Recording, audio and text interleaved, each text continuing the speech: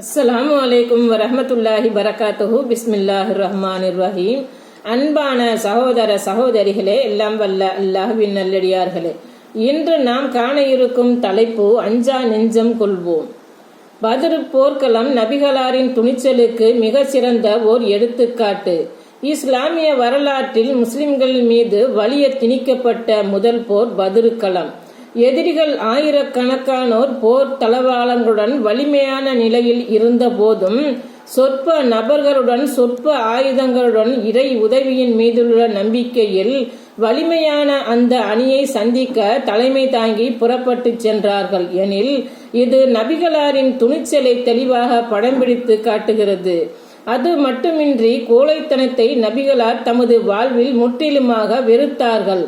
ஆதலால் தான் தமது துஆவில் கோழைத்தனத்தை விட்டும் இறைவனின் பாதுகாப்பு தேடுவதை அன்றாட வழக்கமாக்கி இருந்தார்கள்.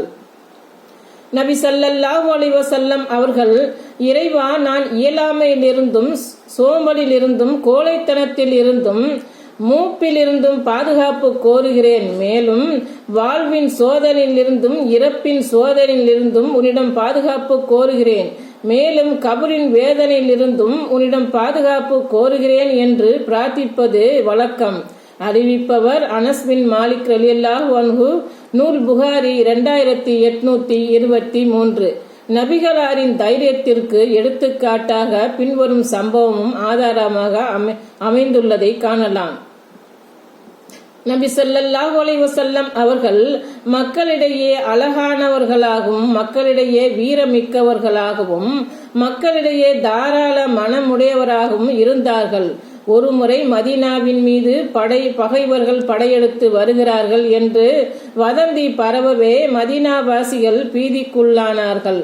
அப்போது அவர்களை நபி ஸல்லல்லாஹு அலைஹி வஸல்லம் அவர்கள் முந்தி சென்று குதிரையில் ஏறி மக்களின் அச்சத்தை போக்கும் வகையில் எதிரியை எதிர்கொள்ள புறப்பட்டார்கள். மேலும் இந்த குதிரையை தங்கு தடையின்றி வேகமாக ஓடக்கூடியதாக கண்டேன் என்று கூறினார்கள். அறிவிப்பவர் அனஸ் பின் மாலிக் ரலியல்லாஹு அன்ஹு. நூல் புகாரி 2820.